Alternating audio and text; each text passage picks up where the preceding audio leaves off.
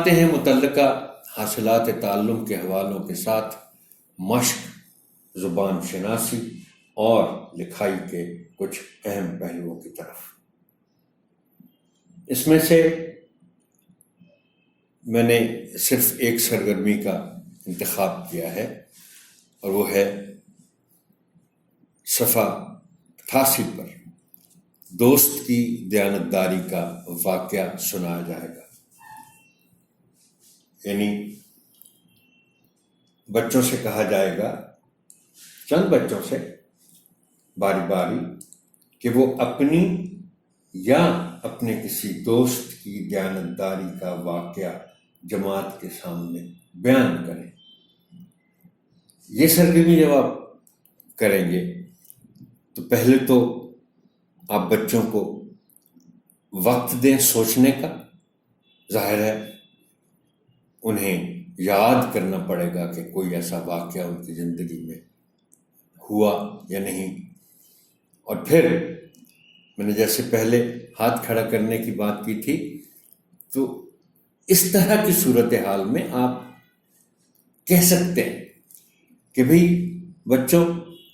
آپ میں سے جو لوگ اپنے کسی دوست یا اپنی دیانتداری کا کوئی واقعہ سنانا چاہتے ہیں وہ ہاتھ کھڑا کریں۔ پھر وہ جو ہاتھ کھڑا کریں گے بچے، ان میں سے آپ پھر انتخاب کر سکتے ہیں کہ بھئی فلاں بچے کو آپ کہیں کہ آپ بتائیں، آپ اپنی دیانتداری کا واقعہ سنانا چاہتے ہیں یا اپنے دوست کی دیانتداری کا۔ اور پھر آپ یہ خیال رکھیں کہ جب آپ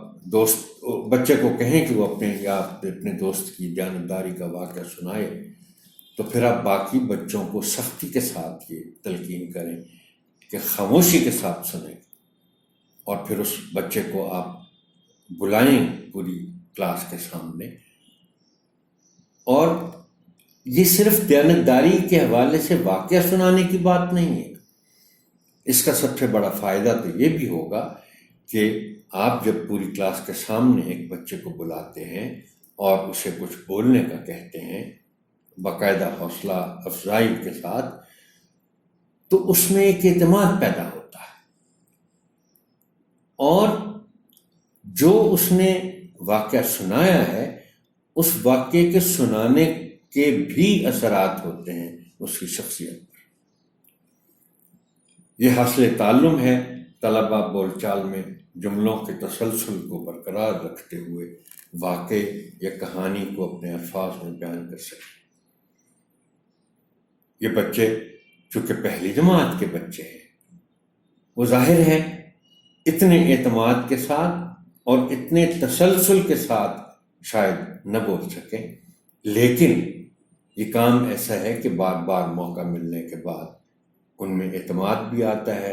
اور تسلسل کے ساتھ جملوں کو بولنے کی صلاحیت بھی پیدا ہوتی ہے۔